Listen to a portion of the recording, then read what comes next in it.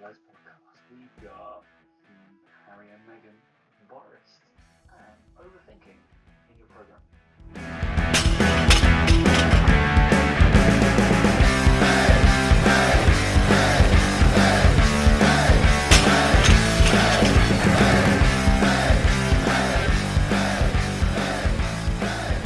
Three, two, one.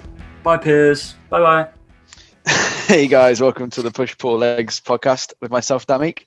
And me, Tom Hall. What's going on? Yeah, he's gone, mate. He's gone, hasn't he? Gone. Captain Morgan. Only popped up. I mean, he'll find a job. He'll find a job somewhere else, won't he? But yeah, that's a prime example of where being yourself can cost you your job. So yeah, I mean, the funny thing is, I was speaking to somebody today about him. Obviously, what blew up on was it Good Morning Britain? That was his show.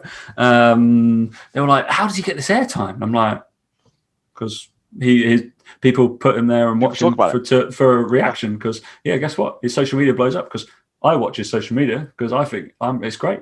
People were even like, remember on the last leg this week, Joanne Lumley was like, "I really miss Donald Trump's tweets." She was like, "I really miss it. Like, I like reading it. Like, they, as bad as they're insane they were, but you like, just for that snippet, you get to have a little look at what their brain is happening." But yeah, Piers was perfect for what he did, was to invoke a reaction out of fucking everybody. Absolute twat of a man. Don't get me wrong, but incredibly good at what he did. Guess what? He sparked up a lot of stuff and arguments and passion about people. So yeah, it's been eventful. What was an eventful yesterday? Did you watch it? You were doing something else, weren't you? No, I watched it. Laura wanted to watch it. I wasn't going to watch it, but we always watch TV together of an evening, and like, lovely. Yeah, that's literally what we can do, mate, right now. So yeah, and like she wanted to watch it, so I was just like, yeah, cool, no worries. And I didn't think I'd get that into it, but I watched it. Yeah. And I kind of came away from it thinking, like, I feel sorry for her. I hope she's all right. Like, that doesn't sound like a great place to be, etc. Sounds like she's doing better now, or whatever. And I genuinely didn't think to myself, oh, there's gonna be this big, massive fucking thing that there has been today from it. But at the same time, like, I kind of feel like, what do you expect from a family that just like covers up for one of their nonce kids who can get away with anything they want? And it's like, I have no feelings about the royal family. Like, I just don't think they're relevant or interesting or add anything to our country as it stands. And I think from that point of view, I maybe never thought it would be that much of an issue. I think when you hear about it, you think, Meghan Markle's not happy in the royal family. I'm like, oh, okay, well, she can just leave, can't she? And it's like, well, no, actually she can't. And like, I think from watching more of the like Diana series that have been on, and also then seeing this interview, I'm like, fucking hell, it's like, how is this establishment still going? Like, and you can see how, I think she made the point about how like the monarchy and the tabloids are just like, they need each other. They're and I was sat there going, right? Yeah, they have this symbiotic relationship. And I was sat there going, that is bang on, because without the tabloids, no one would give a fuck about the royal family. Without the royal family, the tabloids would have fuck all to write about. And I was sat there like, it's really odd how, like, because neither of those two things do I give a shit about. And I think that they've got a real issue in the generational thing, because as the generations go through, for example, when Prince Charles becomes king, no one's going to give a fuck. Like, you know, when you saw, like, I watched the Diana stuff, and when you saw like the wedding, and you saw everyone lying in the streets and this sort of stuff, you know, if Prince Charles becomes king, I ain't going to watch anything on TV. I'll be doing my work, mate. Like, I couldn't give a fuck. I just think it's so, whereas years ago, it would have been a day off, a bank holiday, you know, he's getting sworn in as king or whatever. And like, again, same with like, obviously the Queen is going to die at some point. Yes, it'll be very sad, all this sort of stuff. But I'm going to put a bet on that the Queen outlives Charles. I think she's going to outlive Meghan Markle. Fucking hell. she better check the brakes on her fucking car. But yeah, like, I just found it very, very odd. And I think the fascinating thing for me has been, and I nearly posted about this on Instagram, but I just couldn't be bothered giving it any energy, is that the people that I speak to on a daily basis, I was like, I've had no conversations about this interview, like, with anyone. because my circle just don't talk about it. Just don't give a shit. It's just like so irrelevant, and it's only because you see all these. It's only because of all the memes and stuff today that I've been like, oh my god, I'm talking about it more because it's fucking hilarious. All these memes that are coming out. The actual thing itself is really bad. Like it's awful what she's gone through, and what she's been through. But the memes are something else because my favorite ones have been the ones about Prince Andrew and the whole family and like, oh yeah, we left because Prince Andrew was asking to babysit and all this sort of stuff. It's like fucking hell, like the internet just gets hold of it, don't they?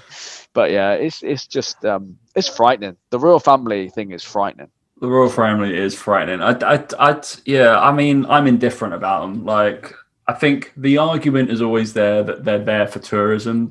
For the amount of money they use and blah blah blah. They bring in for tourism, and then every single time somebody says that to me, I was like, counterpoint. We don't know because we never existed without them. I was like, so we actually don't know the other side of that story, and we always will have history.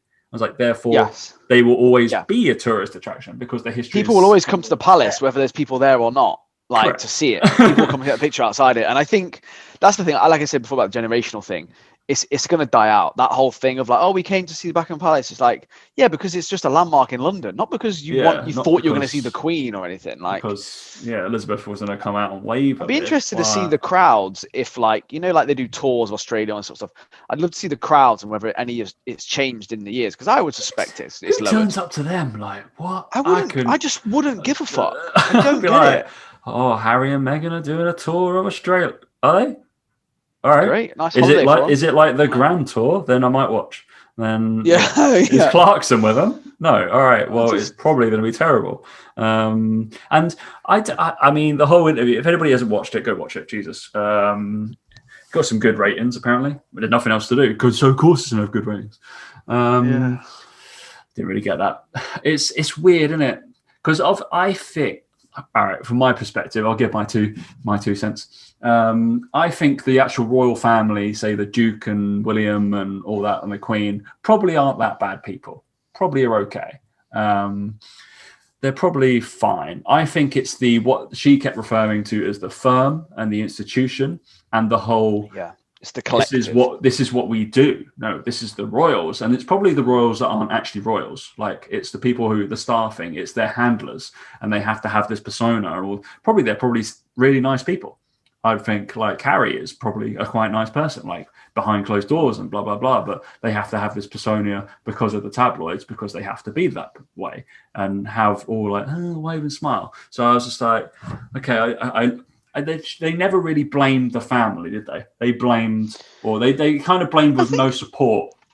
They never came out to like Bush, but they always said the firm or the institution was the thing. I think it's going to be like the individual people on their own are probably quite nice, but they will have that thing of like, but we can't upset the establishment and the institution. Whereas actually, if every single one of them stood up, then you could. But they all think all the others have to think that way as well, and then it becomes like this. It's just a traditional thing, which is domino thing. I suppose the whole argument with racism in general and stuff like that is it's traditional in the sense of like it's at that of a certain age, of a certain family, and that like the conversation about the racism is such a taboo thing to talk about as well. And I'm like, it's the whole. So I believe like. Thank God the fact doctor isn't here because I'm going to get quoted as just a complete privileged white male.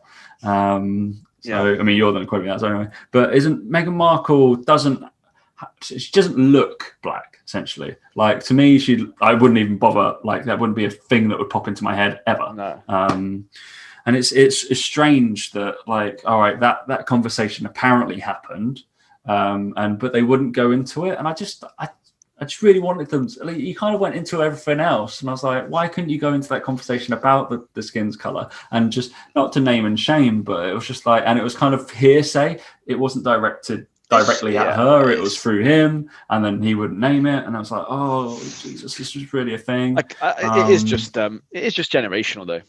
It's probably generational, and I was like, there's probably, and we didn't know context as well. It could have been jovial. It could have been Harry getting the wrong end of the stick. It could have been something like that. And like, I understand that, like, it's probably not even right to be jovial, but there's going to be a point that we say this, Dan. It's like, you can't laugh at yourself. If that becomes offensive, it'll be like, oh, Dan, you got big ears, but you can't joke about the big ears because you might offend somebody else that has big ears. So if you can't be self-deprecating, it's like, what are we even allowed to joke about? And I'm like, I guess it's not that.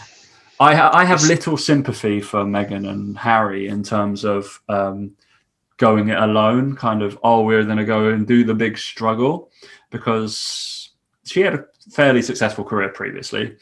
And I have a lot of sympathy for Harry because he was born into that role. He knows no different. He was also broadcast in front of millions and millions of people at an incredibly young age, walking behind his mum's coffin, essentially, like in that thing. I have no idea how you recover from that. Like, that must have been traumatic to hell. And he's obviously, I feel like he just wants to go off and be in the military, and he'll be happy with that. Go off, do Africa, do that kind of stuff. And he'll be like, I just want to run away.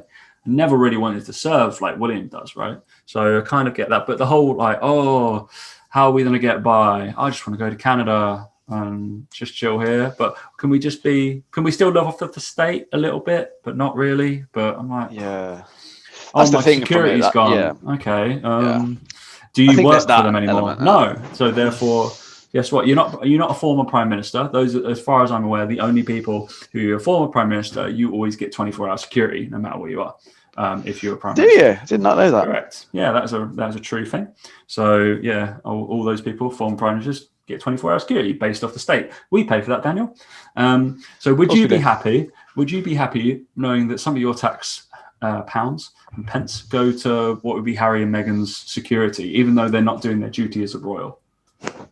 Absolutely Probably not. No, I'd be like, all right. I think that's the thing with it, is it all that sort of side of it. I agree with you. I do think it's a bit of a, but I suppose the main part of the interview was more like, and it was exposing you can't leave kind of thing. It was exposing that whole whole. Like if that's true, that's insane. Like, it's exposing that whole element to it, isn't it? The fact, and obviously they've got to go it, and they've got to sign their deals with Netflix and Spotify and stuff. I don't, exactly. they're never going to struggle for money. I'm not worried about that for them. Do you know what I mean? But like, where can we possibly live? We just got to what's that? You can have my £100 million house. That'd be fine. And my security. All right, okay, that's fine. Where can we possibly move to? And Oprah was like, you just live 2 doors down from me. All right. It's just there's a woman for me head screwed on. Oprah Winfrey. She's done well. Yeah. The thing that got me out of it all was more just, I wasn't shocked in any way, shape, or form by the allegations about the royal family. Like, I just wasn't. I was just like, what? I was like, yeah. I was like, of course they're weird. Like, of course they're like that. Like I said, look at Andrew. Fuck me, you just all stood by him and just let him fucking invite someone into the palace and talk about him being a nonce. It's like, I enjoyed Oprah going, have you guys watched The Crown? They were like, yeah, we've watched a bit of The Crown. We've watched a couple of episodes. Like, you've watched it all. And I was about to say, when they said, yeah, we've watched some of it. We're like, no, you haven't. You've watched every single episode. And obviously, like, I love The Crown. That was great. I thought it was absolutely spectacular, like the last season. And that does not paint the royal family in a good light at all. And like, they had to put, because the royal family got a little bit pissed off about The Crown, and they had to say, obviously, some of this is not actually may not be true. Of course it fucking is. It was all true. What is love? Whatever, Charles. Anyway, Jesus Christ. Jesus, Charles. Well, let's move on. Fucking royal family are boring. They really are boring. It's just we had to cover it. I mean, it's insane. Basically, they're both as bad as each other. Both give them a clip around the ear and carry on with life, because in all extents like purposes, it's not real life. Like, this is fantasy princes, literally princes and princesses stuff. Like, oh no, I've left the castle. Okay, right. Well, you're not working 3 jobs. You haven't lost your job it's not like they lost their job because of COVID and now they're struggling to make ends meet and put food on the table. That's a real thing. And I feel sorry for those people. Maybe we should talk about that. But sad Piers Morgan's gone, eh? I mean, one good thing came out of it. So Yeah. Piers Morgan's unemployed. All right. I guess we have to. That was number one on my list to talk about. We got to talk about Boris's nutrition, and I've written something about overthinking programming, which I'll go into a little bit. It's only just from talking to level 2, level 3 students, and just like to put their mind at ease more than anything else. We got to try these, haven't we? Yeah, we've got a new protein bar to try. Not a Protein protein pantry either. Protein bar review. Yeah. So this is from my client Nikki. Nikki, who's I believe her Instagram is Nikki Shade Nutrition. Is that right? Nikki Shade. I'm just looking at it now. Looking for it now. Yes, at Nikki Shade Nutrition. She's just started. We have conversed before, Nikki, I believe. And a few little post-it notes, so lovely, with the macros on. I haven't got that on with me. Dan can read those. I've got them right next to me. I think I left them in the kitchen. Yeah. Shame. Do you want to talk whilst I go try and get it, or? Yeah, go on then. So basically, we've got 2 versions here. They're almost like a big peanut butter cup size. Like that's the best way to describe it. Big peanut butter cup size. We've got white chocolate Biscoff and a chocolate orange, and she's kindly made one each for me and Tom. So we've both got one of each flavor to try. The chocolate orange smells very chocolate orangey, and the white chocolate Biscoff, I believe since these recipes as well, she's actually upgraded the recipe, and she's played around it a few more times and made it. Well, I know she's been busy. Yeah, so Jesus. All right, so I'm going to go straight in for the white chocolate Biscoff. I'm going for. I got the macros. So we got the chocolate orange. Are you going to Biscoff? Okay, Biscoff is 275 calories, 22 grams of protein, 22 grams of carbs, 11 grams of fat, and 14 grams of fiber. So Daniel is having a chomp through that. I'm going to open the other one, right? The chocolate orange. I've opened the Biscoff one because I was going to go for that one first as well, but because Biscoff is the best thing ever. I have just opened that. I was obviously listening to Daniel as I ran away from my microphone, but the chocolate orange one smells incredibly like Terry's chocolate orange. So, which I do like. Chocolate orange is 235, 21 grams of protein, 15 grams of carbs, 8 grams of fat, and 14 grams of fibers.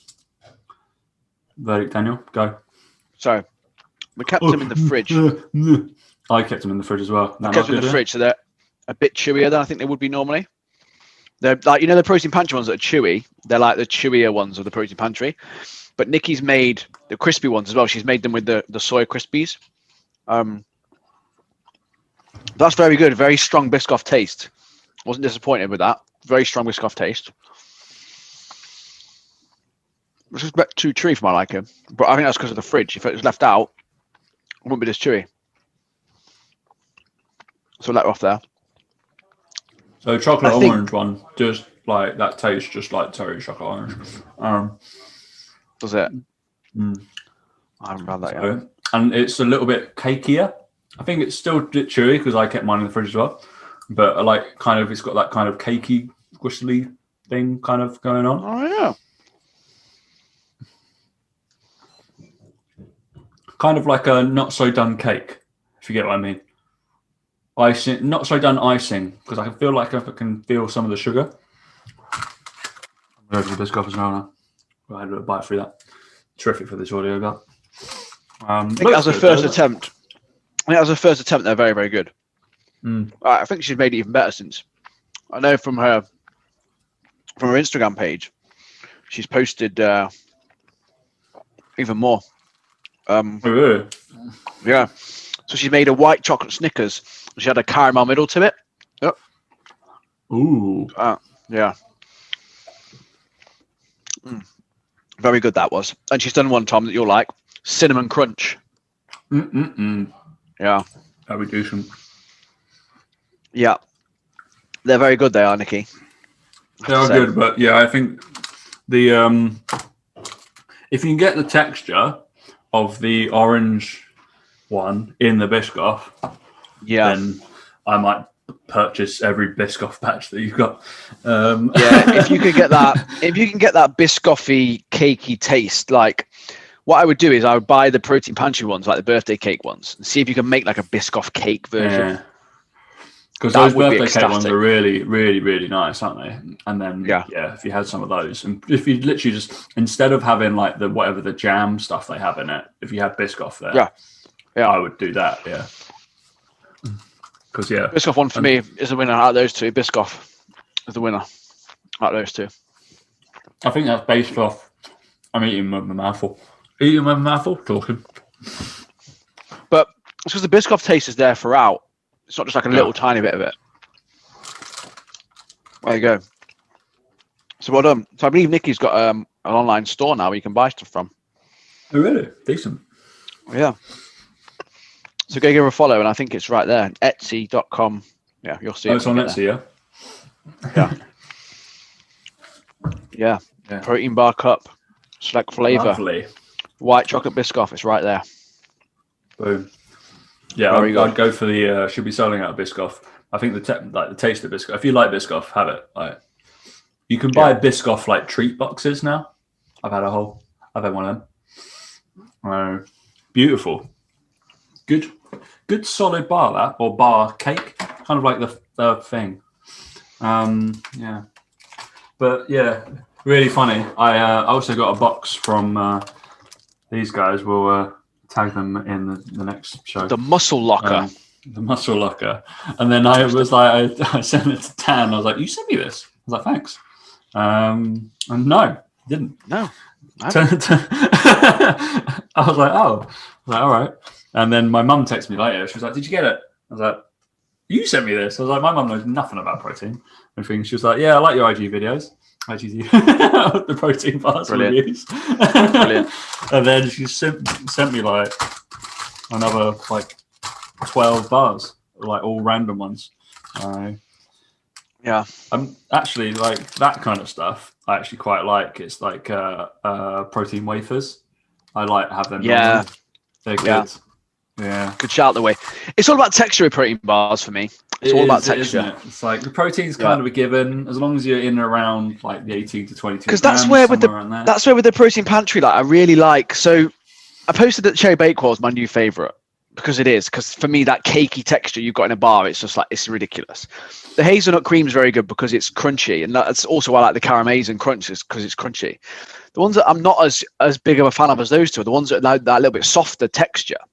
Yeah, a bit like these ones. It's like they're still great, but out of those three textures, I'm like they're like more normal protein bars. That's why I think if you can get that cakiness in it, it would be like for me, it would just be like boom. I think the cake or crunch is like it's just that different spectrum, and then like the soft. You obviously can't have both because they've not made one that has both in. Obviously, that must be where a lot of the calories are or whatever, and then obviously have the protein bit on top.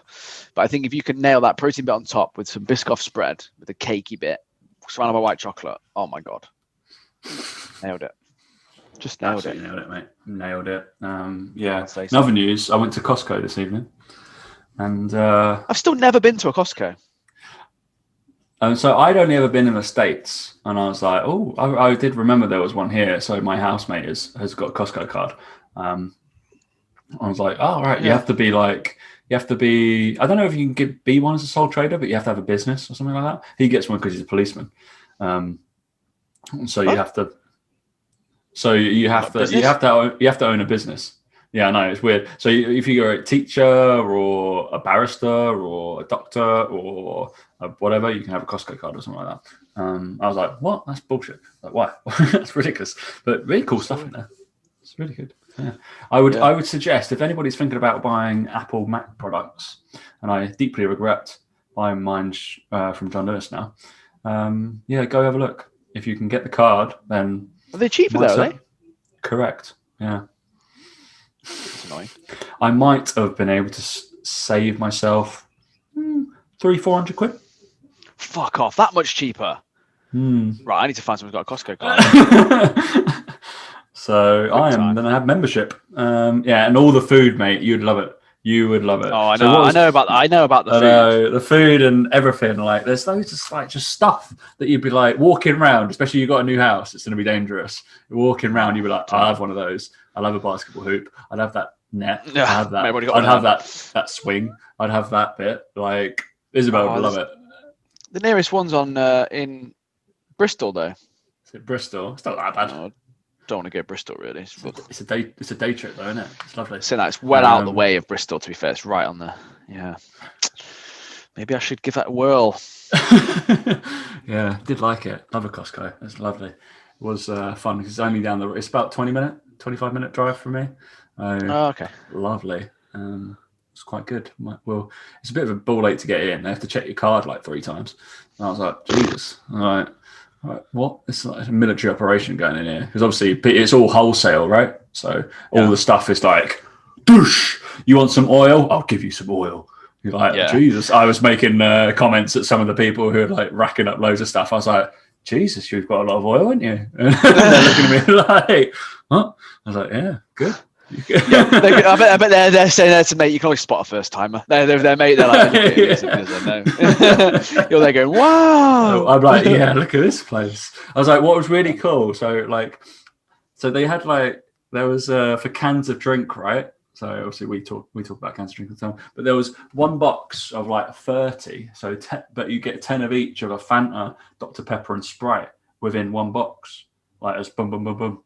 I was like, that's a great idea. I was like, that's a fantastic idea. I was like, because you don't want 30 of the same one. You don't want 30, and then I was like, I don't want 30 Diet Cokes. You want 10, 10, 10. That's what I would normally do. I buy the mixture, but it's all in one box. And I was like, oh my God. But they don't do it for diet. I was like, why not? I was like, I would have bought my whole year's stock, basically, if that was the case. So I could, all that money that people have been spending, saving in lockdown, including myself. Quite a dangerous thing having a Costco near me. Oh, well, mate. That is dangerous. I know, incredibly dangerous. Maybe I should take a trip over. I need to take a trip in Bristol. Just be like, I've got a business, so just give it to me. What are you? Policeman. Police business? I've got very important police business to be doing. That counts, doesn't it? Counts, doesn't it? Yeah. All right. Boris, I didn't hear this, so I've been hard at work, Dan. You've been on social media doing nothing. Boris Johnson apparently gave out some nutrition advice, and Dan wants to jump on him. So Boris Johnson came out and was like, and it was on Instagram, I think, Instagram story. But anyway, it went viral, obviously, because everyone in fitness jumped on it, as they do. And it was like, I've cut down on my late night cheese, and I've cut down on my chocolate, and I've really reduced my carbs down, and I must say I feel fantastic. I've got loads of energy, all this sort of stuff. And basically, he was then going on about how we all need to do our bit to kind of lose weight and kind of help. I don't know, something along those lines. It was like we're putting £100 million into helping the country lose weight or something like that. It was a bit of a spiel.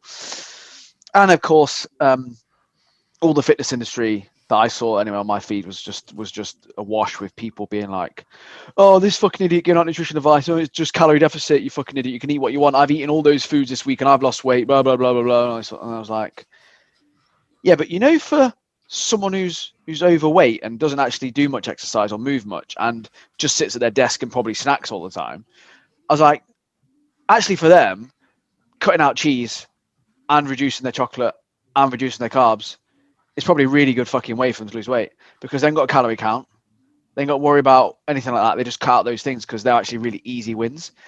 And I just thought it was just a typical fitness industry to jump on it and be like, stick in your lane or whatever, blah, blah. And all he was doing was saying, this is what I've done. I've done this. He was just like, I've just done this. And I was like, that might be. And again, how many clients do I get through the door? I look at their assessment week and I go, oh, tell you what, cheese, you eat quite a lot of bit of cheese. It's quite high in calories. I'd sub that out if I was you. And I'd probably put in something, maybe like some yogurt with some berries or something like that. Because, so what am I doing there? Taking away the cheese. Right. You're eating chocolate every day. I mean, if you're eating chocolate every day, it's not really the best thing to be doing with your calories. Like maybe every other day would be good. You still get a little bit, but then you're going to cut down some calories. Okay, cool, yeah. And you're eating like 300 grams of carbs at the moment, and most of it's at breakfast because you're having all that fucking toast and orange juice. Probably cut that down a bit. Maybe have a protein-based breakfast and reduce carbs. Maybe carbs around on 200 a day. What have I just done? Reduce their carbs. And it frightens me that all these fucking fitness industry people, that all they want to do is get circle jerked by someone else in the fitness industry who will share that post. Oh, well done, mate. Yeah, you're right. He's an idiot. Yeah, but the general public who actually need our help, for them, that is actually good advice. Stop eating cheese late at night. You're just being greedy at that point because it's just before bed. Like, that's good advice. I don't care what anyone says.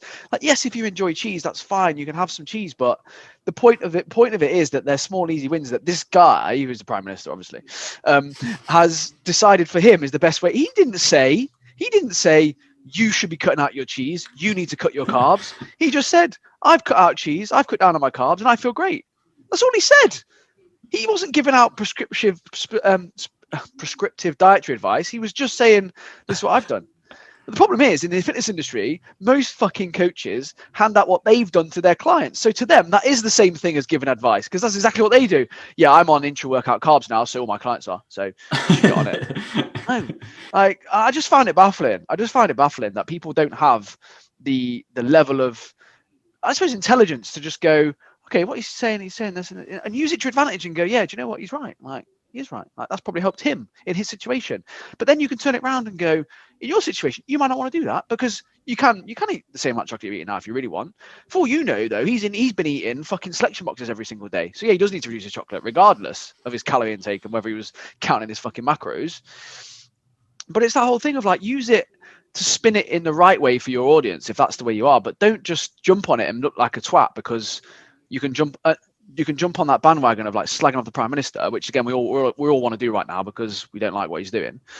But it was just like a really easy thing to do. And I was just like, it's so obvious when people do it. I'm like, oh, you've gone for the cheap, easy shot. Like, rather than saying, actually, this is why it's probably worked, Boris, and educating your audience as to why it worked, and actually why for him that may be the best thing to do. I just find it baffling. But yeah, because some of that audience may have cut out cheese and cut out chocolate, and they feel idiots now because you've told them they're fucking idiots for doing it. As a byproduct of saying that he's a fucking idiot for doing it. So I don't know. That's just my tuppence worth. I mean, people can disagree with me all they want. That's fine. I think he's great. He's definitely got more of a reach than any fitness guru in this country. I think that's the bugbear, right, for people in fitness. That's what they get concerned about. They're like, with a platform like that, you should be spreading good information. But if he said count your calories, you'd also get another bunch of people going, it's not about calories, Boris, you fucking idiot. It's not about calories. It's about carbs or whatever. Do you know, like hormones? Jesus, Boris, were you not taking your hormone supplements this week? Right. Yeah, it's just like, come on, like we all know he's done bad things. We all know Eat Out to Help Out probably wasn't the best idea in the world, and you know he's not been great for COVID cases and stuff like that. But he literally just said on it, because I watched it back a few times. He just literally said, I've cut out cheese, I've reduced my chocolate intake, I've cut down on carbs, and I feel good. That's what he said. That's all he said. I don't. It's just, and everyone was like, "Don't give out nutrition advice, mate." He's like, "He wasn't." So he wasn't. Yeah. You didn't listen properly, did you? He just literally gave out an anecdote. Just some of the fitness industry, though, isn't it? It's just like, you know, it's that whole thing of that. You know, they just assume that, you know, they just read between the lines. You haven't read it.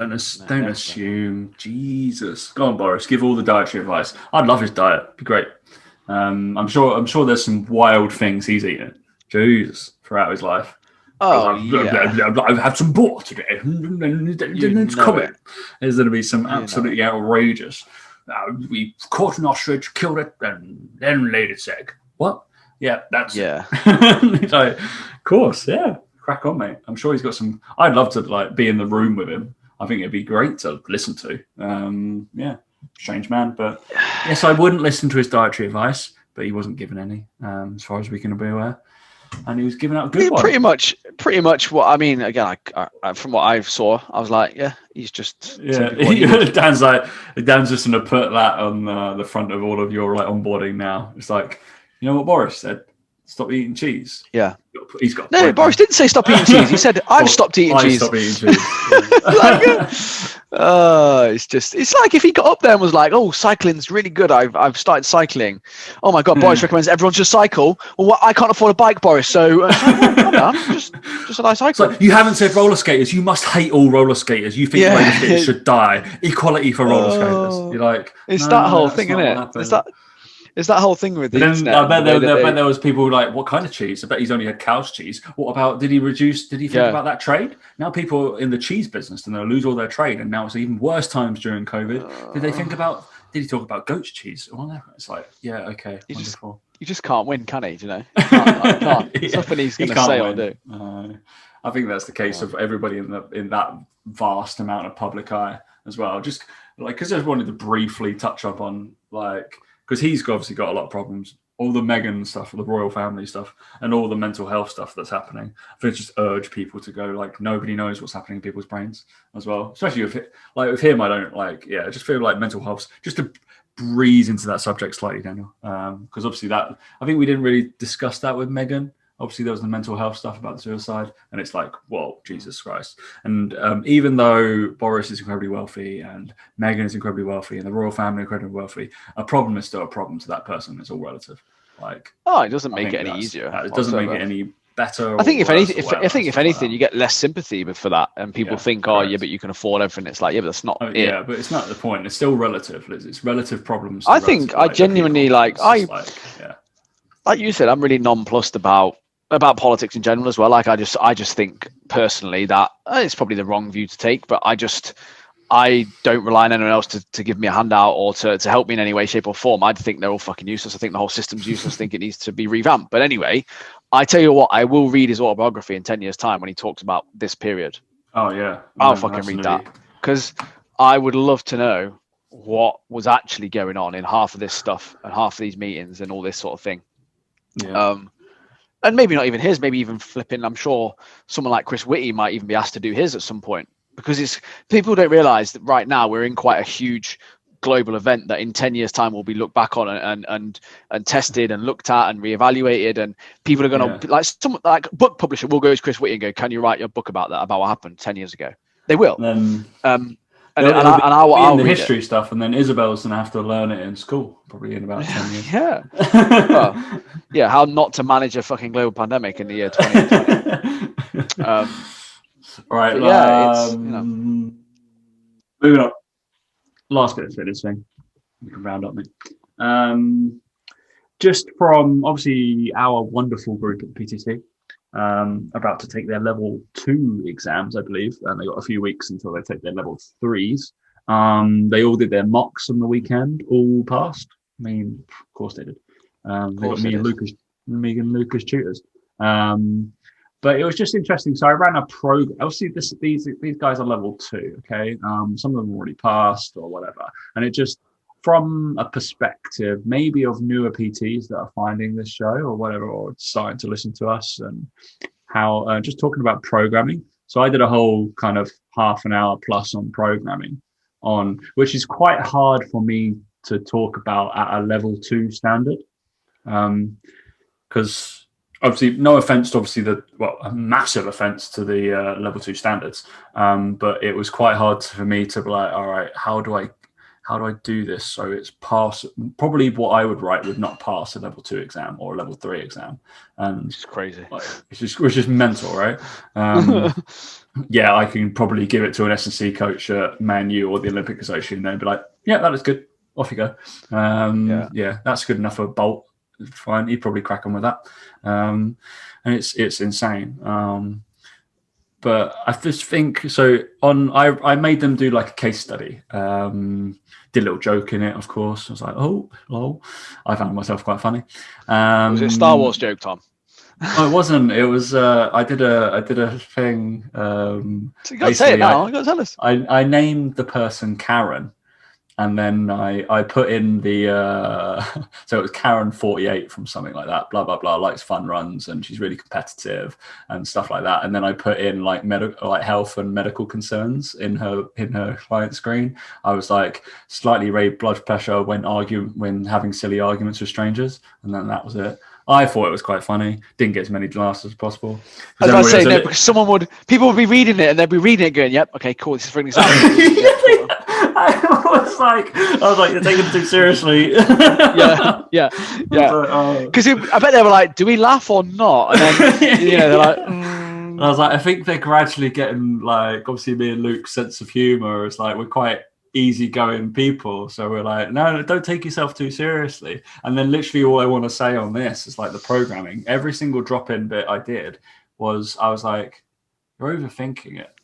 I was like, you're overthinking what I've written there, and you're picking out certain bits that you think is the right thing. So I don't know whether it's just condemned. Looking for problems that aren't there, kind of thing. Correct. Yeah, I think it was a case of like, I was like, so just to give a gist, Dan, a little test for you, mate. I could get the blurb up. I think I can remember. I'll fucking fail. Just tell me what you would probably do, okay, and what you think is the goal. Like, there was basically one bit of golden information there that I was like, you probably just want to focus on that, to be honest. And this would probably instruct what you do in the gym. So it was like Karen, 48. She's had one ankle issue, but it was like when she was really young, and it doesn't flare up at all. And then she does 2 like fun runs a week, up to 15 kilometers a week running. She wants to come in for 3 sessions a week in the gym, but she's never really been in a gym before. She doesn't really know what she's doing, and then she'd like to start going 3 times a week. What would you say would be a good? So out of the information you've got, probably the thing you've got, the things to fixate on are the ankle injury. Never been in a gym before. Thank you. That's the one. Okay. And they went Karen, basically what we're going to do is we're going to back squat in that rack over there. We're going to go over. What do you think? How heavy are you? What are you? 40, what's he? 52 kilos? I reckon 40s would be all right. I reckon you do 40 kilos. Yeah. So let's have a look at your squat. Let's have a look. Do I need to warm up? No, you don't need to warm up, Karen. No, warm up with that. We'll warm up with the bar. It's fine. We're doing there in the squat rack. Not a problem. Yeah, you're all right with squatting. So basically all you're going to do is just squat down with that on your back. Just squat down. Let's have a look at it. How do I hold? How do I do that? How do I hold? What to my? I don't. I haven't even got my trainers on yet. Oh, do you know what I mean? It's like, isn't it? It's like, fucking hell. Right, so yeah, in the programming, obviously there was kind of 3 key bits of information I wanted to pick out, but Dan, there you go, straight away picked out the one key information portion which would dictate what sessions she would do. She's not really been in the gym before. So she probably needs just introductory full body sessions, and that's it. Yep. And she was like, she's never been in the gym before. It's like, is she going to get a benefit from just fucking walking in there? Yes. Okay. So, and then the fixation of everybody was like, oh, she needs to do leg strength because she needs to get faster. She wants to get quicker at running, and she needs to do strength at running. She was like, she's a fucking fun runner. Like, yeah. She's running 15 kilometers a week. She's barely running. Like, Dan runs after Isabel 15 kilometers a week. Yeah. I think that's as well where people would also look at the slightly raised blood pressure as well, and they would I've known people that fixate on that, and it's like, okay, if you're taking someone who's never been to the gym before through 3 roughly full body sessions, they're never going to get to a point where their blood pressure is going to be that high that it's going to be an issue, because you shouldn't be training at that intensity just yet. And then once you've done 4 to 6 weeks of doing that, you might find their blood pressure actually starts to improve even in just 4 to 6 weeks of doing that. Yeah. If you talk about diet a little bit as well and stuff. So like you said, people fixate on things like that, and they worry too much about that. Again, slightly overweight, not a problem. Like most people are. It's not really a problem. That's why they're here in the gym. Like, you don't have to really give. Yeah. If they're obese and their joints are compromised, different. But I'd imagine with that sort of thing, most people are looking at, oh, she's that age. I shouldn't really be lifting any heavy weights at that age. Why not? Like, why not? At some point, she might need to lift heavy weights. Like, yes, at the start, she's not going to need to. But for her, at the start, 8 kilograms is heavy. So it's like, well, that's you can do a goblet squat with 8 kilo kettlebells. Not a problem. Like, but I think the problem is people then think, oh, she's going to be on that forever. Can't do heavy. She's 48. Well, no, get her strong as quick as you can, because she's going to really benefit from it. Yeah. I think, it's people read too much into it, don't they? But like you said, it's about, I'm just glad I got it right, to be honest. Going for that. Then I had to write. So as one of the other tasks that we do is I wrote a purposely bad program with mistakes in it, which is always really fun to do because you throw random shit in there, and then back squat with bicep curls in a squat. Oh no, I did A1 bicep curls, A2 cross trainer, and I was like, people got that right. Oh, thank God for that. I was about to say, some of it was interesting though, because I wanted to hear, because we've teased about this all the time. I put like 9 reps in, and obviously it's fine. It's fucking fine. It doesn't. Did anyone say that's wrong? Yeah, of course. According to the book, 9 reps doesn't exist, does it? Like, I'm like, it's between 8 and 12, so why can't we do 9? Why does it have to be 8, 10, or 12? And then I wrote 18 reps on one. I was like, But basically I was like, these are the mistakes according to your book. And then I basically said, for this program, apart from maybe the bicep curls and the cross trainer, I could argue my case scientifically. It could be plausible for every single one of these mistakes to be real. We could do it. I was like, and there could be a reason. So I was like, just to not blow your minds, but open them slightly. Just be like, this is very constrained for your exam. And there's a plausibility for nearly every single thing as long as the rationale fits the purpose. And I was like, what? I was like, you'd only do 5 med ball slams. I was like, damn right. I was like, guess what? You're training velocity. You don't want to do any more than that. They're going to slow the fuck down after about those. So it was interesting. Then I obviously wrote GVT in. So I did like 10 sets of 10 on something. And then Luke was creasing up laughing most of the time. So it was just, it's good fun as well. It's nice for me to look through it as well. Because I'm kind of like, I have to backtrack and be like, what's the book teaching you? And then we have to be quite careful as well at teaching at this point, because it's like, I don't want to give you information that you're going to write in your exam or put in your exam and overthink again. I'm like, for the purpose of this exam, yes, do this, please. And I won't talk about it anymore until we're after. Otherwise you're gonna be like, oh, Tom said that. I was like, of course, 17 reps is completely plausible. Like, no, don't write that in the don't put that in your laptop, please. Like, so yeah, super funny. Like, but well done, Dan. Good. Probably experience in the gym, probably a good thing to know. I would say so. It was interesting, but a few of them wanted like, oh, we should probably do a couple of aerobic sessions. I was like, she's already running twice a week. She said she wanted, like, why not? It seems a bit of a waste of time for me. So overrated for a lot of people. Yeah, I was like, I would. There is plausible. Obviously, I might take plumbing on a watt bike or some stuff like that for an extended amount of time. But I probably wouldn't. I feel like I'm not giving my service, but I could be giving them service because they could be wanting to get better at bike and they need me there for it. Yeah, but even with that, you're probably going to do more anaerobic work with them, because that's the sort of thing that they would probably benefit more from with you there. With a coach there, and then I can be like, I can write your aerobic work, and I don't have time to sit here for 3 hours. If you're going to pay me to sit here for 3 hours, I'm going to do something else whilst you're training. Like, I'm bringing my admin. So it's interesting what the thought processes were as well. And it's good for me to know. And it's obviously I'm doing a lot more of this stuff, and we're going to have so many students go through us, and we just know exactly the stuff to take through for the PT core, whatever it's going to be called in the future. And we're like, this is not great here. This is what you actually do. So yeah, well done, man. You might pass. Thanks, mate. It's good. I think the things that we'd struggle on is like naming the heart and all the heart stuff, and then all the biology. All the stuff that I've used ever since I passed that exam that I've used all those times afterwards. Oh yeah, fucking stupid, isn't it? It's crazy, isn't it? Like, not once has somebody gone, oh, do you? Where's the aorta going to? Which valve? Probably the aorta valve. The aorta valve? Aortic? Actually, it's the aortic valve. Oh, it's close enough though, isn't it? So let me off. I mean, if somebody talking about heart surgery, I'm out my scope of practice, surely. So yeah, maybe when we do the new standards and then we make a big enough a splash, they'll be realizing, actually, this PT core stuff, this is what trainers probably need to do to be a better trainer. Oh, really? Okay. Yeah.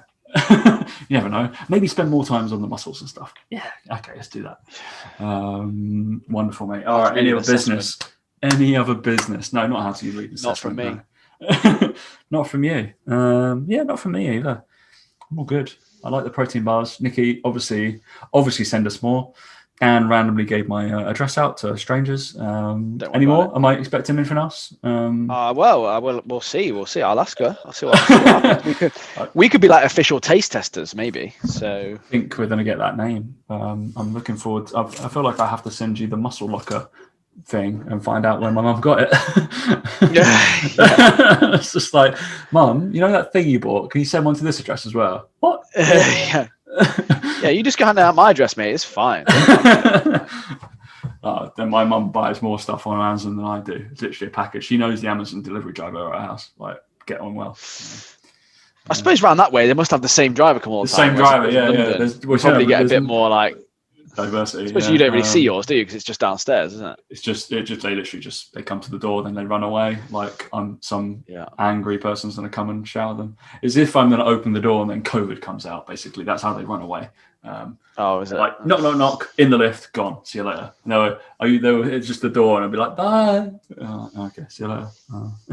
I didn't want to chat. I haven't seen anybody all day. Yeah, mate. No business from me. Thank you for listening, everybody. I guess we need to say this. I realised looking at our podcast ratings that we actually hadn't had a rating since last January. What the hell is going on there? If you haven't had a rating, please go and write a review and tell us how or a review or whatever. Review rating. We're about 150 like ratings and stuff, and that's pretty good going for most podcasts. Isn't it? I think we're in that ballpark figure. Not a lot of people. Well, at least 150 people have ever listened to us, Dan. So that's good. I think that there must be a lot of people who've written a review all those years ago probably don't listen anymore. So there must be a lot of people who need to write a review. How dare you? How dare you? They've listened every week and every minute. Well, just laws of averages, not, but whatever. To be fair, like I was looking at there's a podcast I've listened to nearly every single episode, and they release like 2 to 3 a week for probably the last.